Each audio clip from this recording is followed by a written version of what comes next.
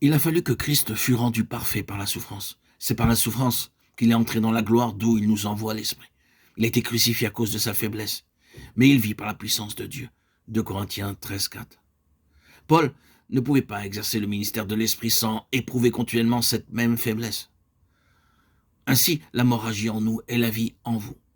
Nous aussi, nous sommes faibles en lui, mais nous vivons avec lui par la puissance de Dieu au milieu de vous.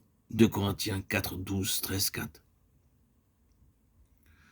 Toutes les persécutions et tribulations qui ont fondu sur les martyrs et les missionnaires ont été pour eux ce que la souffrance et la faiblesse avaient été pour Christ. Elles leur ont assuré l'esprit et la puissance de Christ.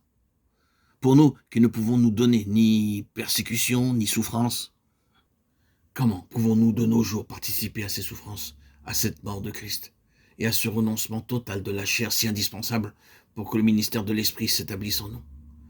C'est en prenant part aux peines et aux besoins de ceux qui souffrent autour de nous. C'est en renonçant à nous-mêmes, en n'attendant plus rien de la chair et du moi. C'est en cherchant à constater notre entière faiblesse et incapacité, et par là à faire place en nous à la puissante action de Christ et à compter sur son esprit. Le ministère du croyant correspond à ce qu'est sa vie habituelle. L'un et l'autre suivent le même niveau. C'est quand l'Église apprendra à connaître et à honorer le Saint-Esprit qu'elle sentira le besoin d'un ministère de l'Esprit. À mesure que le ministère deviendra plus spirituel, le niveau de l'Église s'élèvera aussi.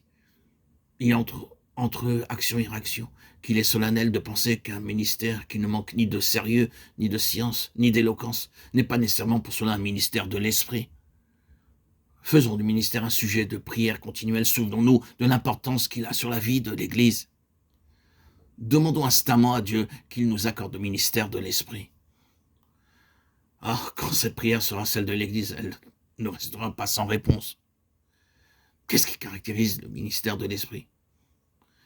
C'est le sentiment de quelque chose de surnaturel. C'est la crainte religieuse qu'inspire la présence de Dieu lorsqu'elle descend sur l'homme. C'est la puissance évidente avec l'Esprit. Il se révèle à nous. Notre capacité consiste à être des instruments par le moyen desquels le Saint-Esprit consent à se communiquer à d'autres, à se manifester par sa présence en nous et de la rayonner autour de nous. Oh, notre Père, nous te remercions d'avoir institué le ministère de la parole, ce moyen puissant dont se sert notre Seigneur glorifié pour accomplir par le Saint-Esprit son œuvre de salut. Nous te remercions de ce que ce ministère est celui de l'Esprit et de tout le bien que tu as opéré dans le monde par son moyen.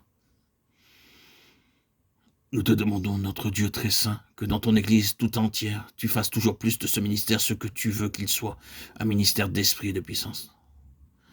Donne partout à tes serviteurs la profonde conviction de tout ce qui leur manque à cet égard. Montre-leur tout ce que leur ministère contient encore de confiance en la chair, de zèle et d'efforts humains et de sagesse de ce monde.